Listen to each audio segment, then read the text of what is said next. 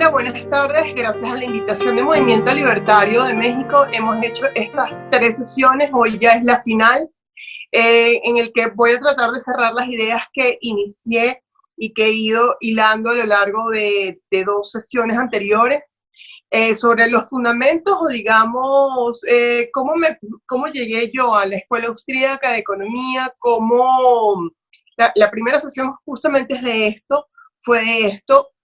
Y digamos, fue mi recorrido como para hacerme liberal aquí en Venezuela, y tuve, bueno, sí, dentro de todas las escuelas o dentro de todas las corrientes del liberalismo, pues digamos, me he inclinado hacia la Escuela Austríaca de Economía, y lo preciso un poco mejor en la segunda sesión, porque como soy abogado, siento que es la escuela dentro de todas las corrientes liberales, aunque aprovecho de todas realmente, siento que es la que más me ha permitido complementar una visión liberal del derecho.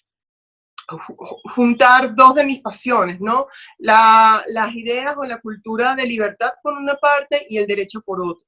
Y la Escuela Austríaca de Economía me ha permitido hacer eso, como vimos en la segunda sesión, que hay una completa visión distinta del concepto de derecho, las fuentes del derecho, las escuelas de interpretación, y que invitaba en esa segunda sesión a todo aquel curioso, no solamente abogado, o estudiante de derecho, que pudiera hacer justamente esa aproximación, que pudiera hacer ese ejercicio, digamos, a través de la Escuela Austríaca de Economía, que tiene un profundo acento en el individuo, el individualismo metodológico, digamos, pudiera llevarlo hacia sus disciplinas, porque de hecho la Escuela Austríaca parte de una visión no solamente de la economía, o empezaría como una visión particular de la economía, pero en el siglo XX con Mises y la acción humana podíamos trascender a otras ciencias sociales, psicología, política, en general, historia, derecho. Ya esta tercera sesión, digamos, son esos aportes de la Escuela Austríaca de Economía a los retos actuales. Ahorita les voy a hablar sobre los retos actuales que supone la cuarentena. Estas 3 sesiones, recordemos que las estamos haciendo no solamente por un tema de distancia, sino porque simple y llanamente pues estamos, la mayor parte de los países de América Latina en este momento actual, pues con medidas de confinamiento y confinamiento absoluto, ¿no? Digamos, Venezuela es de los últimos países tal vez en llegar a la pandemia. Todavía no tenemos cifras escandalosas como se reportaron o se reportan en algún momento en Europa, pero definitivamente vamos a llegar a ese punto, ¿no? Porque así es el movimiento de la pandemia, y lamentablemente el régimen ilegítimo de Nicolás Maduro no está tomando ninguna medida adicional al confinamiento, porque definitivamente el confinamiento lo están utilizando no como una medida de política de salud pública, sino como una medida de control social. Esto me lleva, en esta última sesión quiero plantear, digamos, 2 etapas, ¿no? Sí, hacerlo en 2 momentos. Primero, qué es lo que representa la cuarentena hoy en día, y luego cómo a través de la Escuela Austríaca de Economía o a través de esta escuela de pensamiento que hemos venido hablando en estas ya 3 sesiones, cómo podemos analizar el problema, cómo podemos reflexionarlo dentro de las limitaciones de tiempo, porque yo creo que definitivamente es muy anticipado decir algunas cosas porque no hemos visto el comportamiento completo de la pandemia. Es apenas un proceso que se está iniciando, yo creo, ¿no? En primer lugar, yo no creo, como dicen muchos en algunos medios, que esto nos cambió la vida para siempre. Yo pienso que el ser humano no cambia por pandemias o epidemias o enfermedades de este tipo altamente contagiosas. Si no, veamos lo que ocurrió con la última epidemia, la de 1908, la mal llamada gripe española, ¿no? No hubo un cambio profundo en la humanidad. Lo que sí va a ocurrir es que va a acelerar algunos procesos. El teletrabajo, por ejemplo, la simplificación de trámites, la digitalización como en primer lugar, más la tercerización en los procesos laborales, el uso de las tecnologías, en todo nivel, profesional, académico, etcétera. Y bueno, quien no estaba al tanto, quien no manejaba muy bien tecnologías como el Zoom, pues le tocará, como tocó en su momento el Internet, o como tocó en su momento el uso de los teléfonos inteligentes, etcétera, etcétera, ¿no? Pero eso no significa un cambio profundo de la humanidad, significa la aceleración de algunos procesos, que ya se venían dando, por cierto, por ese lado. Sí creo, y esto sí ya me da pie para ya ir comentando cómo afrontar o cómo pensar la situación actual. Sí creo que la cuarentena desnuda una realidad. La mayor parte de los gobiernos fueron absolutamente incompetentes en el manejo de la pandemia, independientemente de la ideología o de la posición política que tuviera. Desde un Donald Trump, un Bolsonaro, que pudieran calificar de derecha, la manejaron muy mal, al igual que lo está manejando López Obrador mal en México, tan mal como lo está manejando también la gente, también aquí en Venezuela. O sea, los regímenes totalitarios y las democracias populistas, la posición en la que se encuentran, demostraron el mal manejo de esto, con lo cual ya voy anticipando lo que les quiero significar con lo que hablaba de cómo pensar estos tiempos a través de la Escuela Austríaca de Economía. Definitivamente, pues lo que salimos de aquí pensando es que hay que colocar el acento en la responsabilidad individual más que en la actuación de nuestros estados, ¿no? Por una parte. Demostraron que fueron ineficientes. También han demostrado que tienen un profundo talante autoritario y totalitario. Así estén dentro de regímenes o dentro de regímenes relativamente democráticos. Porque, por ejemplo, la mayor parte de los gobiernos tomaron las medidas de confinamiento absoluto de una forma generalizada, de una forma inmediata, sin pensar en las particularidades de cada uno de nosotros, de cada uno de los ciudadanos, las peculiaridades del país o cómo se estaba moviendo la pandemia en cada uno de esos países. La primera medida fue confinamiento absoluto, sin tomar en cuenta o tomando en cuenta solamente criterios como el de la Organización Mundial de la Salud, que también ha demostrado su ineficiencia absoluta. También las burocracias internacionales se han mostrado absolutamente ineficientes e inútiles, ¿no? Nuevamente, colocar el acento en la responsabilidad individual y no en esos grandes supraestados en los que se han convertido estas organizaciones internacionales, ¿no?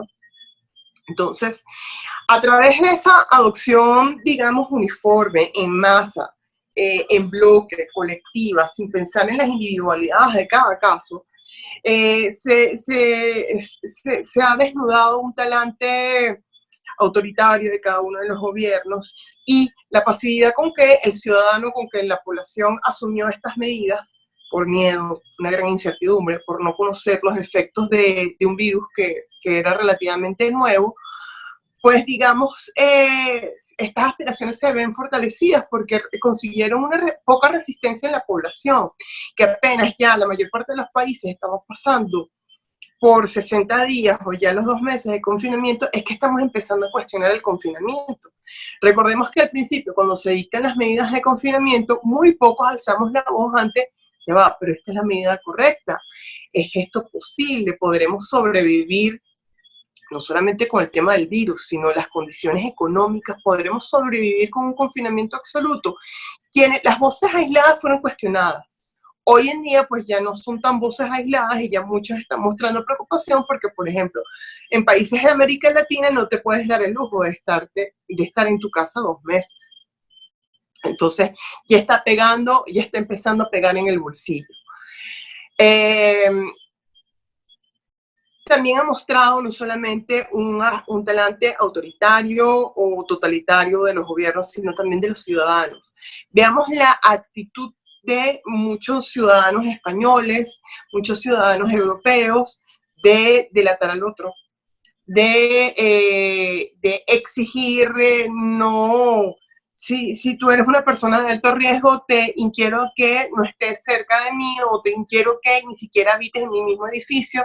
Veíamos como, por ejemplo, en Argentina, detectaban los que eran médicos, los que estaban trabajando como personal de salud, y les decían, entendemos el rol fundamental que estás cumpliendo en la sociedad ante esta situación de cuarentena, pero te instamos a que, a que te quedes en tu casa y no compartas los espacios comunes porque nos estás colocando en riesgo.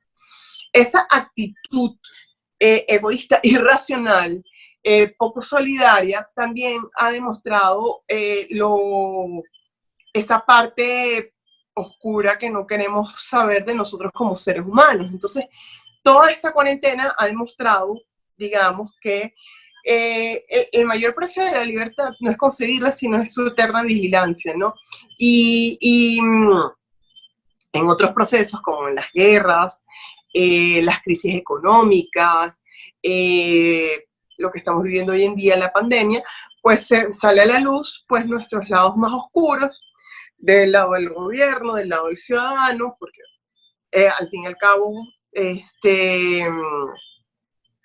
todos tenemos nuestra parte irracional, nuestra parte humana, por así decirlo, y ha salido a la luz. Entonces, desde la Escuela Austríaca de Economía uno puede empezar o tiene más herramientas para hacer frente a los dilemas, cuestionamientos, problemas, preocupaciones que nos trae la pandemia. Uno de los primeros problemas que trajo, y creo que ya lo anticipaba al principio de estas palabras, es ese falso dilema entre vida y economía. Tenemos que resguardar la vida, eso lo decía muy bien el presidente, lo decía muy expresamente el presidente de Argentina.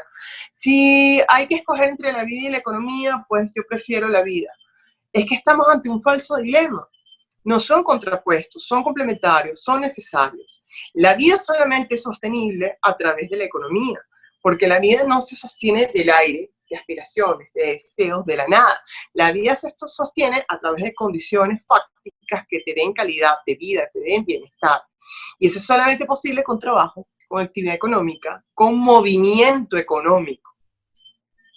La forma de sostener la vida es a través de la economía, es el instrumento para sostener la vida es a través de la economía.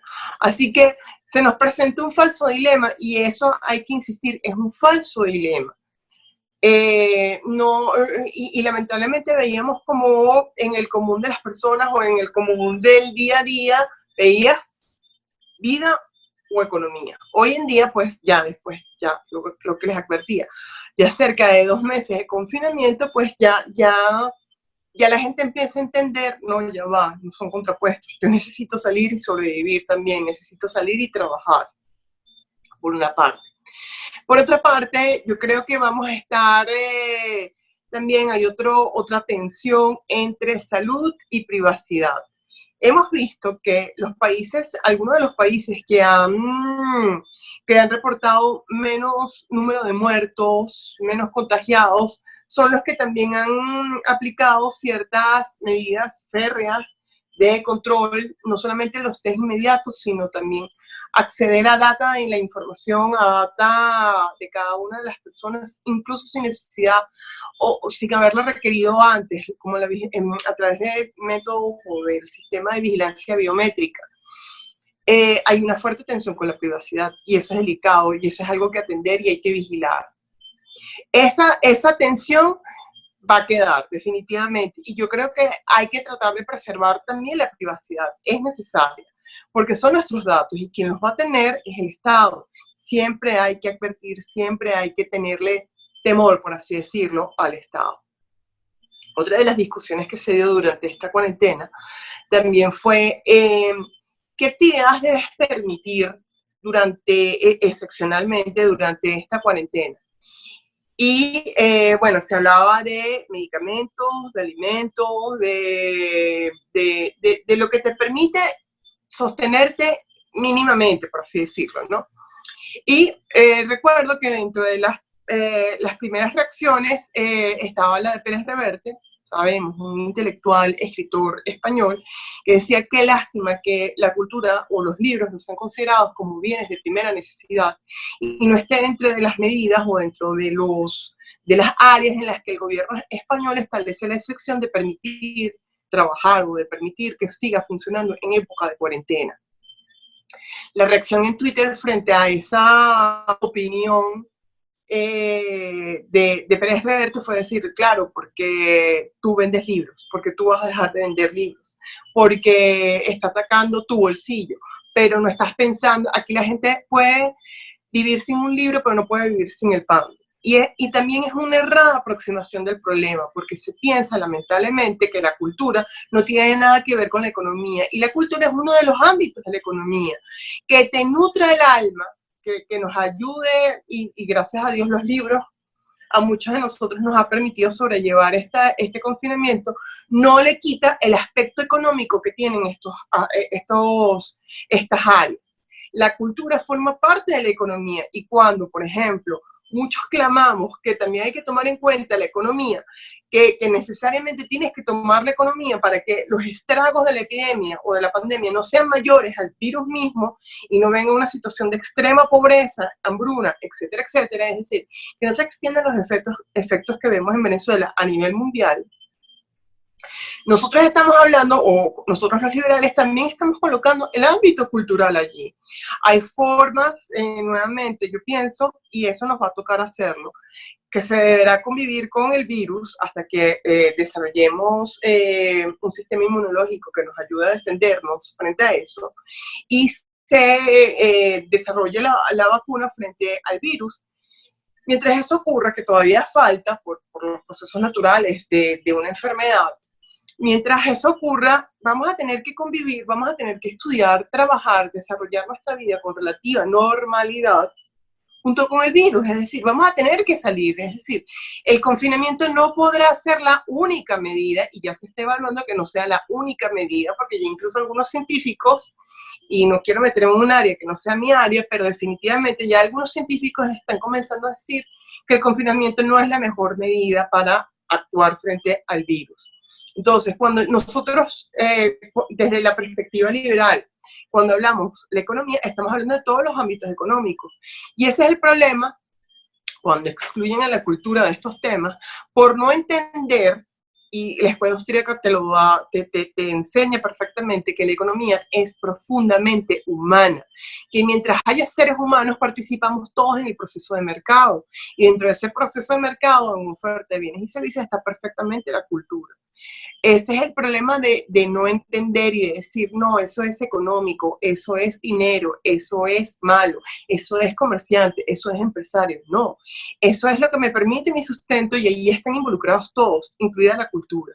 Entonces, a través de la Escuela Austríaca de Economía me ayuda a tener una aproximación al problema cada vez más integral y más humana, y sin excluir y entendiendo que es todo un proceso en el que todos estamos metidos, cultura, turismo, academia, educación, también están metidos allí. Entonces, también, digamos, es repensar el problema, pero con esta óptica. Y repensar implica que mercado no es un tema que solamente interesa a comerciantes y empresarios. No solamente afecta a los que tienen un poder adquisitivo para participar de esa dinámica, nos afecta a todos nosotros, porque vamos a adquirir un bien, un determinado bien o servicio, o porque lo estamos ofreciendo. Y siempre vamos a estar en esa dinámica, oferentes o demandantes, pero siempre vamos a estar en esa dinámica.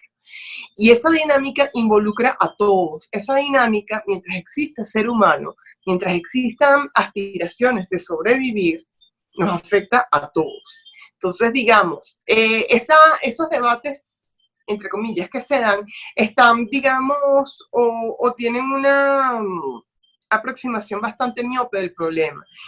Aproximación miope que sería si amplías y lo complementas con nociones de la Escuela Austríaca de Economía. A través de esta escuela, situaciones como la pandemia, ya vemos que vida y economía no son un falso dilema, sino que se complementan, vemos que frente a las tensiones, naturales tensiones entre salud y privacidad, pues tenemos que privilegiar también la privacidad, porque debemos advertir siempre de los poderes del Estado, porque el Estado es un mal necesario, pero sigue siendo un mal. Entonces, independientemente que lo ejerza, no sé, la Madre Teresa de Calcuta, por poner un ejemplo, siempre hay que adversar o advertir de los riesgos del Estado.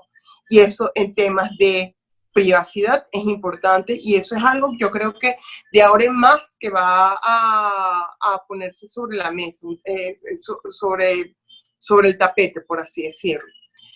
Replantear el debate desde un punto de vista más económico, y cuando hablo de un punto de vista más económico estoy diciendo desde un punto de vista más humano, que es el caso de la cultura, y eso lo podemos extender a muchas otras áreas.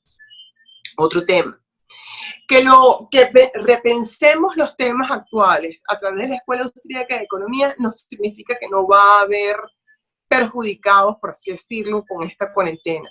Va a haber actividades económicas que no van a sobrevivir. Nuevamente, cuando les decía al inicio de esta segunda parte, no va a haber cambios profundos en el ser humano con este periodo de pandemia, pero definitivamente algunos procesos van a acelerarse. Y eso implica que se desnudará aquellos trabajos que son necesarios y aquellos trabajos que no son necesarios en la época actual. Y hay que ajustarse a ello. Eso no significa que el capitalismo es malo y que el capitalismo prescinde del ser humano. No, el capitalismo demanda o te exige como ser humano a que te adaptes a los cambios. En uno de estos días vi una presentación sobre las teorías de empresarialidad de Israel Kirzner, uno de los pocos estudiantes vivos de Mises, que estudió directamente con Mises, y él decía que empresario es todo aquel hombre que actúa frente a los cambios de los datos del mercado, en un sentido amplio. Y efectivamente, una de las constantes de la vida es el cambio. Quien es capaz de adaptarse a los cambios es un verdadero empresario en estos términos.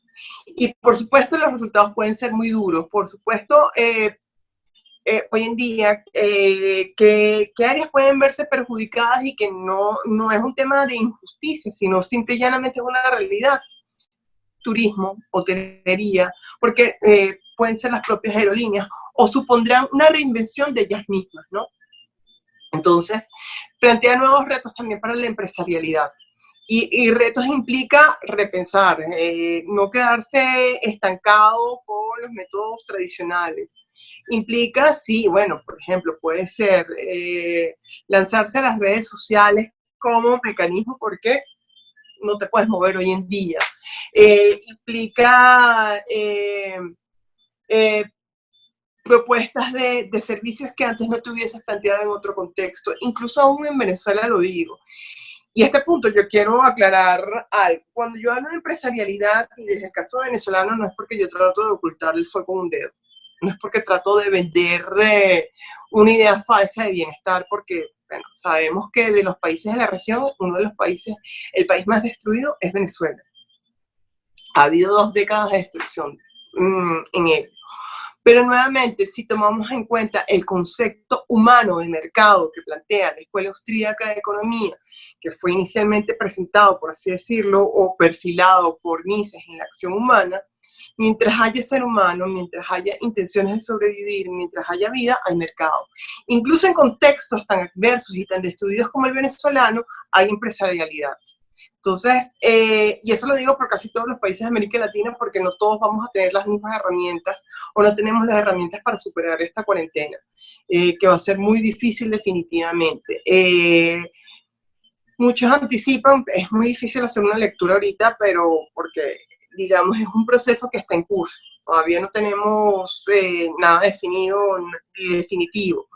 Pero muchos anticipan que los países que mejor podrán responder frente a esta cuarentena o a este reto y a la crisis económica que se avecina o que ya estamos viviendo son los primeros países que se encuentran en las listas de respeto a la propiedad privada, libertad económica.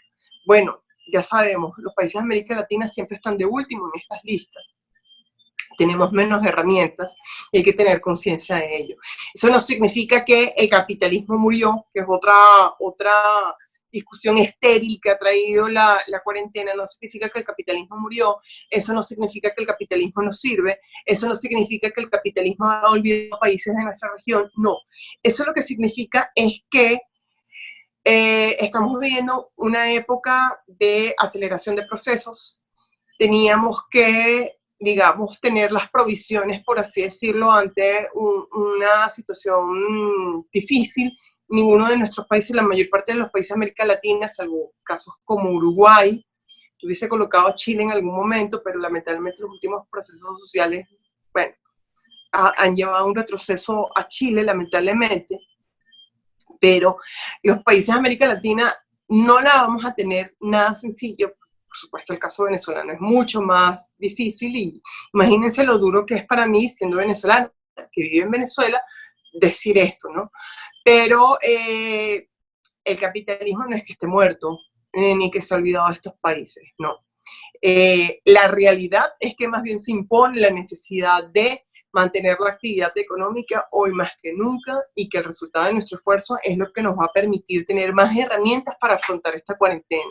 Con lo cual ya voy cerrando y ya desde estas sesiones, pues el capitalismo no muerto es una discusión estéril. Lo que hay es un cambio nuevo, por así decirlo, una aceleración de procesos que suponen que tuviéramos herramientas para afrontarlos y las mejores herramientas son respeto a la propiedad privada, libertad económica, que nos permite ejercer nuestras mayores potencialidades y estar más preparados frente a los cambios y las adversidades.